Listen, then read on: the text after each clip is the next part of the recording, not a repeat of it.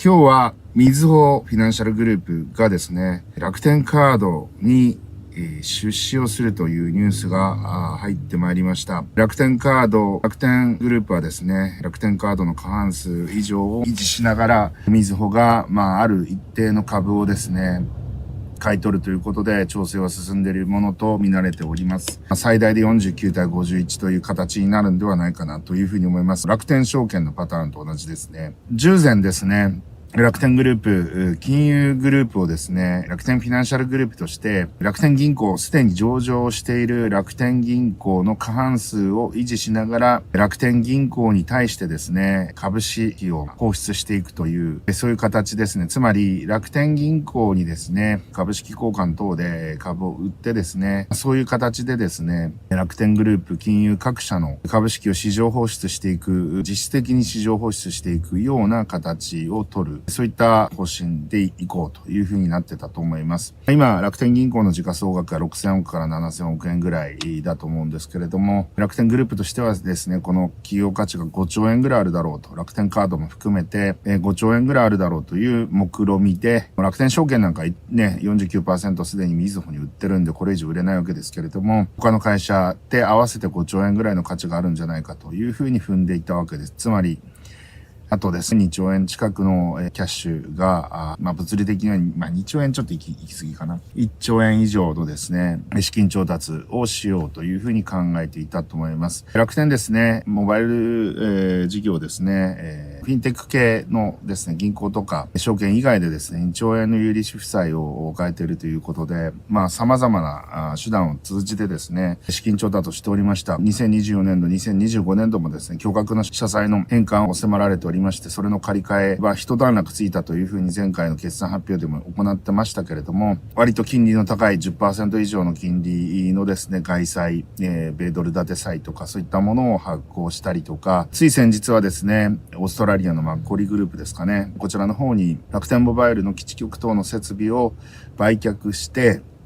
2、3000億円ぐらいの資金調達を行うと。そして継続的にリースバックのような形でですね、基地局の設備を継続して楽天が使っていくと。このスキームで今後も資金調達していくというふうに書いて、そういうふうに報道されておりましたけれども、まだ金利については未確定ということで、下手すると米ドル建てで 10% 以上の金利という形になりかねないと思います。為替リスクと同時にですね、この強い負担を強いられることになると。当然ですね、ファンド側はですね、利益の最大化を求めますので、おそらくこのリース契約長期になると思います。10年以上の長期の契約になるということで、ほとんど利益吸い取られるんじゃないかなと。モバイル事業が順調にいって利益を上げられるようになってもですね、金利負担が重いために実質的にキャッシュフローマイナスになってしまうんじゃないかと。そういう懸念もありました。またですね、楽天モバイルプラチナバンドを割り当てられましたけれども、そもそも物理的に数百万加入分ぐらいしか収容できないぐらいの帯域しか割り当てられておりませんし、未だ1局とか2局ぐらいしかまだ開局できてないと。前倒し開局をすると言いながら、全然設備投資できてないような状況にあります。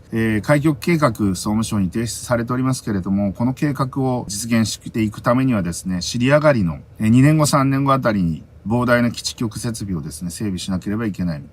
また KDDI とのですね、ローミング契約の終了も見えてきていると。そこでまた更新できるかどうかも不透明であると。さらに言うとですね、プラチナバンド、帯域が少ないもんですから、楽天モバイル、今加入者がまだまだ少ないんで、楽天モバイルの基地局つながればですね、スループット良かったりもするんですが、大手3キャリアがですね、悩まされてるのはですね、都心部でプラチナバンドにつながってしまって、逆に帯域足りなくてですね、つながりにくいと。アンテナ3本立ってんだけど全然スループット出ないよねみたいな、そういった現象も出てきておりまして、楽天がプラチナバンドを使えるようになっても、もう下手すると繋がりにくくなるんじゃないかと。なので各社ですね、大手3キャリアはですね、特に都心部中心にもっと上の帯域ですね、こちらの方をですね、整備しつつありましてですね、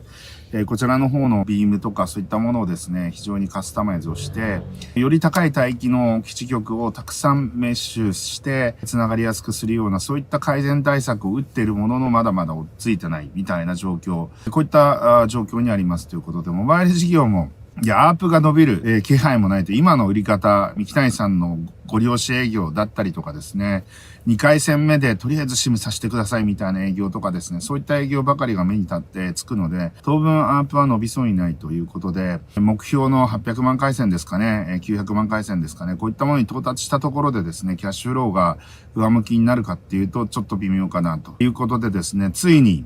虎の子の楽天カードを一部売却ですけれども、切り売りであることは間違いなく、ついにですね、禁断の楽天カードの一部株売却というところにですね、みずほにそこまで譲歩せざるを得ないような状況になったと。みずほ銀行としてみれば千載一遇のチャンスで楽天に貸付金もありますので、そういったものも含めてですね、できるだけ今のうちに楽天の金融事業をですね、食ってやろうという、そういう魂胆も見え見えということで、楽天 VS みずほのですね、壮絶な攻防、今後も続いていくんではないかなというふうに思います。楽天の財務が痛めば痛むほど楽天の金融事業はですね、みずほに持っていかれる。そういった状況がですね、見て取れるかなというふうに思っております。それぐらい楽天の財務は傷んでるってことですね。楽天はポイントビジネスがビジネスモデルの根幹にあります。それが楽天カードのポイント2倍とか4倍とかですね、そういった優遇措置、こういったものと繋がっているので楽天というのは強いわけですが、やっぱり一部資本が外部になるということで、ガバナンスの観点から言うとですね、楽天市場の事業強化のためにですね、